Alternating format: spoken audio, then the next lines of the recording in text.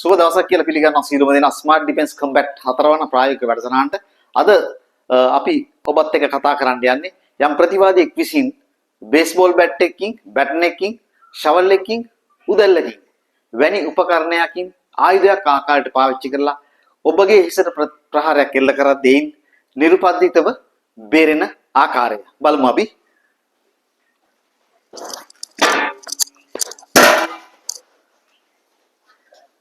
හරි, ඔබේ දැක්කේ හිසට ෂවල් එකකින් පාරක් එල්ල කරද්දී බේරිය යුතු ආකාරය. අපි බලමු පියවරෙන් පියවර කොහොමද අපි ඒක කරන්නේ කියන එක.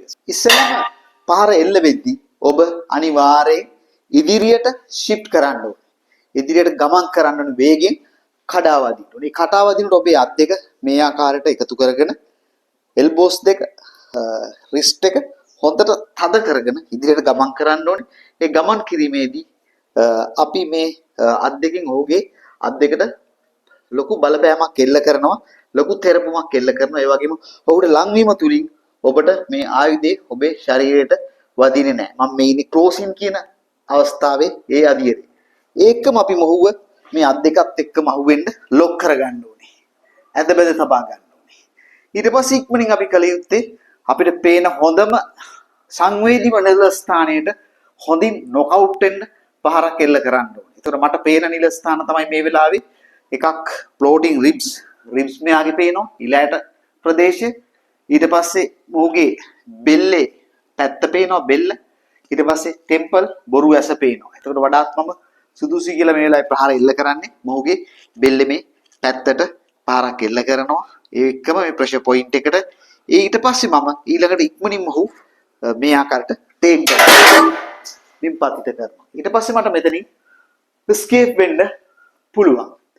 ඉතින් මේ වගේ වෙලාවකදී කරන පොදු වැරදි අපි බලමු මොනවද කරන්න කියලා. ගොඩක් අවස්ථාවල මෙහෙම පහරක් එල්ලවීමේදී ඔබ පස්සට යනවා. ස්ටෙප් බෑක් ගන්නවා. කිසිම වෙලාවක ස්ටෙප් එකක් පිටිපස්සට තියන්නේ නැහැ. ඔබ සමීප දුරේ ඉන්න නිසා හැම වෙලේම ස්ටෙප් ෆෝවර්ඩ් ඉදිරියට තමයි යන්න ඕනේ. එතකොට ඔබට මේ ආයුධේ ඔබගේ ශරීරයේ වදින්නේ නැහැ. ගොඩක් විට ඒක ඔබෙන් ගිලිහිලා පස්සට යනවා. ඉතින් ඒක අත්‍යවශ්‍යයි. ඊට අමතරව උත්සාහ කරන මේ පහරේදී මේ ආකාරයට બ્લોක් කරන්න.